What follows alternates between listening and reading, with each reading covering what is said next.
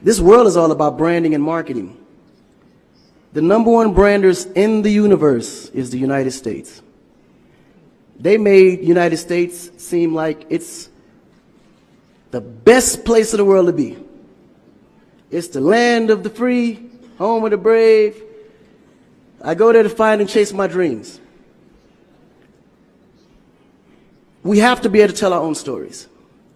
Directors, filmmakers, entertainers, it's going to be clearly, and the press, it's going to be your job to redefine how people think about Africa.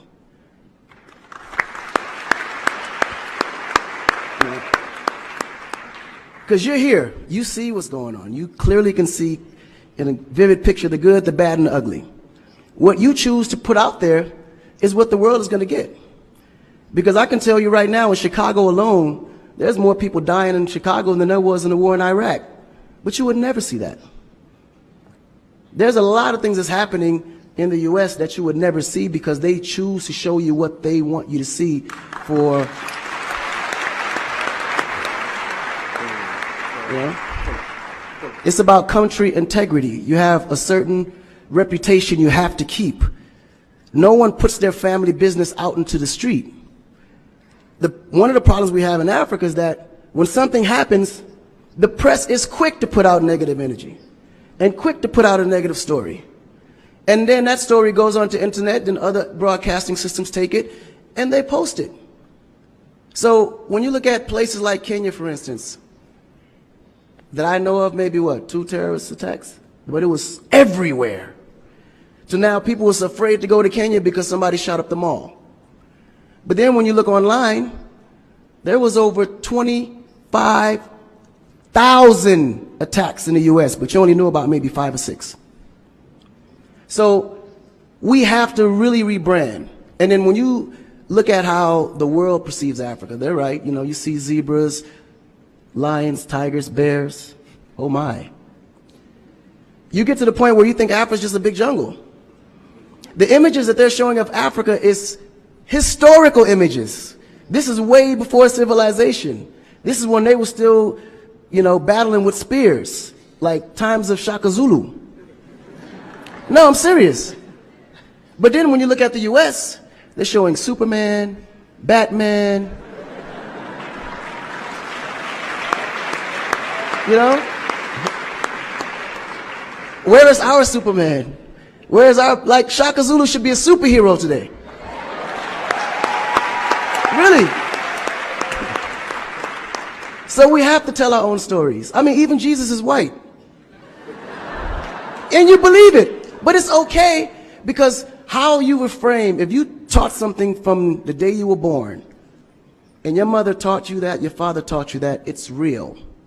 You never look at your mom and your dad as liars. But their mother and father taught them the same thing because that's the kind of history that's put out for them to believe. Our history books in the U.S. is all white American history, culture that's been borrowed from other nations. But Africa have to teach the same history of our ancestors, the great things that they have accomplished. You know? And it's going to be the jobs of directors like yourself, filmmakers like yourself, to narrate that story. How do we want to be perceived? How do we want that story to be narrated to the rest of the world?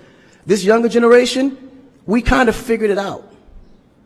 Because now, when you look at hip-hop in America, every rapper is rich. Gold chains, Bentleys, nice girls by the pool with bathing suits in this big mansion. And then, when the video's over, they get on their phone and call an Uber. They don't even come in the Bentley that you just saw in the TV. But you go to Nigeria, we got Wizkid, Davido, P-Square, all these guys driving a Bentley, Mercedes. They actually own those cars. That's the difference. But if we don't translate that, they will never know. They think we're going to leave the shoot and go home on a horse or a zebra. Because that's what they know. This is why African Americans are so afraid of Africa. You mention Africa, they start shaking. There's so much fear. They don't know how to translate that. It was just recent that people are now saying, yeah, man, you know what? I rock with Africans, man. You know what I'm saying? I want to do some collaborations, man. Yo, man, I need an Afrobeat remix, you know what I'm saying? But before, they'd be like, man, I don't know that dude. I'm not putting him on my record. So the younger generation is slowly understanding how you have to rebrand the culture, because the culture has adapted.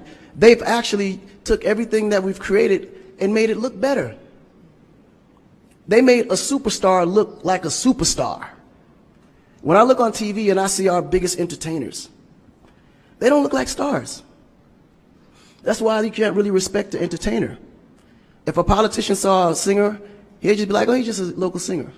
But if he go to that local singer's performance, he may sell out the stadium because he has a huge influence, but the image is not there.